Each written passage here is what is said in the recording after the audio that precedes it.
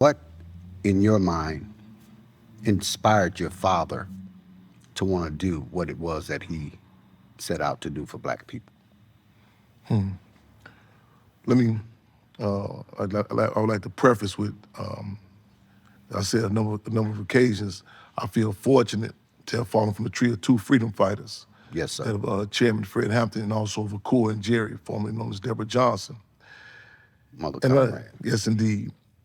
Ironically, that's your initial question, because I was just having some dialogue when you talking about it. I was saying when people talk about an individual, a lot of times you say, when you talk about their children, they say, well, this is my child, this is my son or my daughter. And I say that's subjective, because reality is that a child is a combination of not only their parents, It's that's our around their child. family, no doubt about it. Yes, indeed.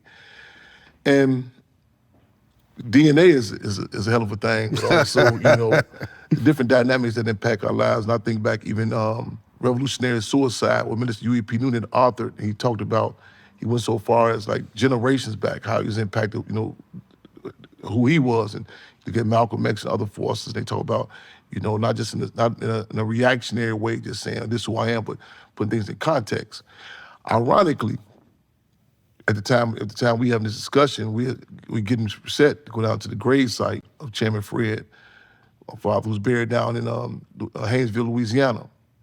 And we just a whole nother story about, and people say, why was he buried there? And it was significant. A key reason is that it's right by his grandfather, my great grandfather, who had a deep impact on him as a child, as well as even in my life. I think back on stories that, not to sound cliches, but war stories that my mother told me that, dialogue that her and Chairman would have.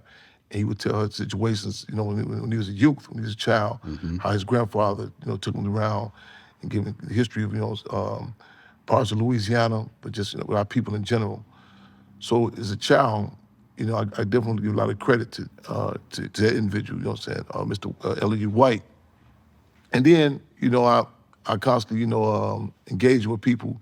I hear a lot, again, war stories, people that grew up with him, and, classmates to talk about, like, war stories such as him being 12 years old, even going to school, where his older brother, he had two siblings, an older brother and an older sister, he was the youngest.